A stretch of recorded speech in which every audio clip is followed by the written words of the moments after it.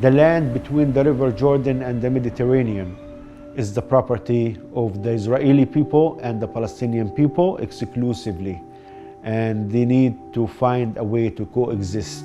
What Hamas did on October 7 didn't only hurt the Israelis, but hurt the Palestinians.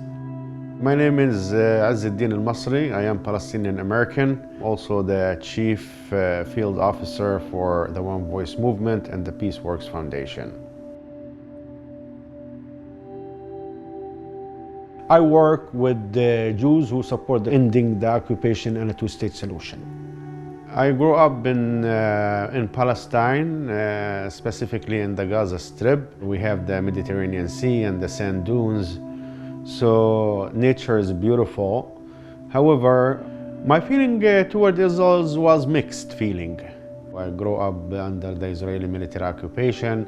My father loved to build bridges with the Israelis, and then he would invite them to our house in Gaza. Later on, when I started to go into Israel, I remember myself opening conversations with Israelis. I wanted to be part of building the Palestinian state, so I wanted to go work for the Palestinian government.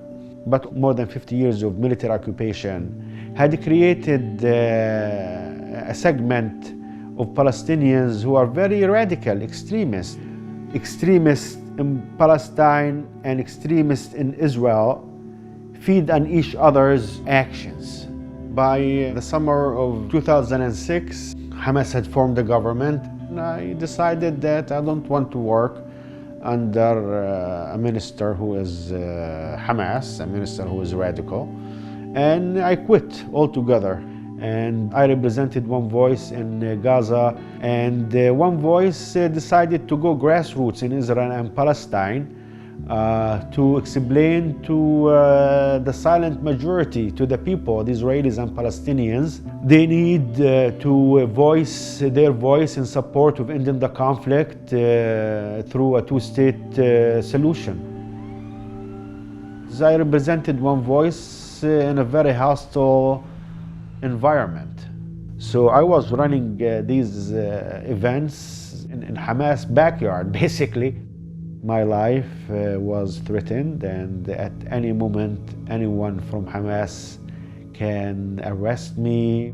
My office, OneVoice office, was attacked by Hamas gunmen, and they confiscated all the files, the laptops, and then in 2009, the Israeli army invaded my village, and I fled with my family to my friend's house in Gaza City. After staying there for like 2-3 days, I got a phone call from my cousin, and he said, "You gotta come back. Hamas had stored rockets in your backyard." So I talked to my brother Noor, and I told him we must go back to the house. We made our way back into Beit Lahia, and the sound of the war became louder, and the spy planes in the air, and the white phosphorus is still burning. So I went outside, and sure enough, like 3 or 4 Hamas gunmen from the neighborhood.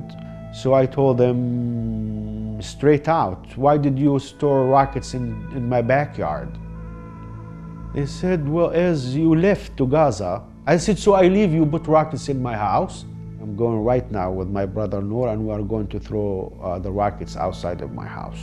Also here I am walking with 2 mortar shells in my hand like this and running out of my backyard. And as soon as we were out of the gate in the street by the sand area, we just tossed it out, went inside and closed the back door, left the house and went back to Gaza city where my family was staying. I tried my best to make life comfortable for my wife and my kids in Gaza, and that was very hard and very expensive. Last war of 2014, the bombing was very intense, and my wife Yvette was in the corner hovering over my kids, and I asked her, "Yvette, why are you in this corner with the kids?" And Yvette said, "I remember when we built the house, we put too much steel and concrete in this corner, And I'm afraid if the Israelis bomb the house, this corner will protect us. That really was like a wake-up call for me. And we actually left Gaza during the war under fire. Yes. It's important for me to continue my work with One Voice and to voice my opposition to what the Israeli army doing against Palestinian civilians. The current government in Israel is not a peace government. My house was bombed, my neighborhood was bombed, and my family are refugees, and more than 60% of Gaza's buildings were destroyed. It will take years to rebuild Gaza, that if Israel allows for Gaza to be rebuilt. Because what we hear now from the Israeli government is that they want to have a military occupation in Gaza. They don't want to have Hamas to rule Gaza again. Okay, good, I don't want Hamas either. But they don't want the Palestinian Authority to come and rule Gaza. It makes my heart cry from the inside, because Gaza is a beautiful place. We deserve to live just like any other people around the world in our nation state. People look to me for hope, so I cannot lose hope. I have hope that this conflict will end, and I have hope that I will see two states, Israel and Palestine, next to each other, living in peace and economic prosperity. Hope.